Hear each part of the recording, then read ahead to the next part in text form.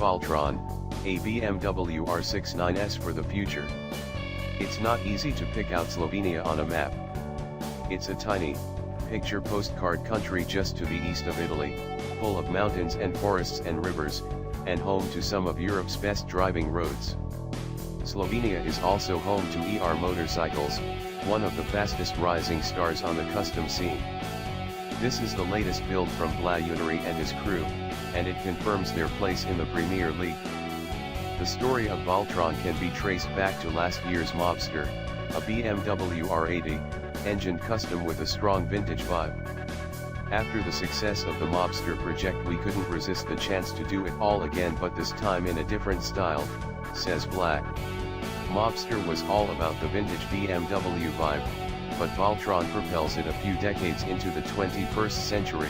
It's a clever, retro-futuristic mashup of styles and eras. We've used many of the ideas that were going through our heads when designing Mobster, says Black, but didn't suit the vintage style. Voltron is a scrambler meets street tracker hybrid, with an emphasis on clean lines and visual simplicity. It's a much more technical and ambitious build than Mobster, with more of a focus on the rider experience. We also wanted to improve the maneuverability and the ergonomics, to make the rider feel even better. The core of the bike is a modified and cleaned up 1964 R69S frame, upgraded with a liberal sprinkling of parts from the later R80 route. That includes the engine, the complete front end, and the 18 wheels.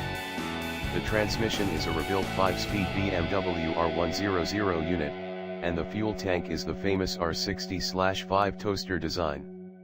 A few modern components have been discreetly integrated, such as the Brembo calipers, rental bars, and a whole raft of top-shelf Moto Gadget electrics, including the instrument, switchgear, and an M-unit master controller.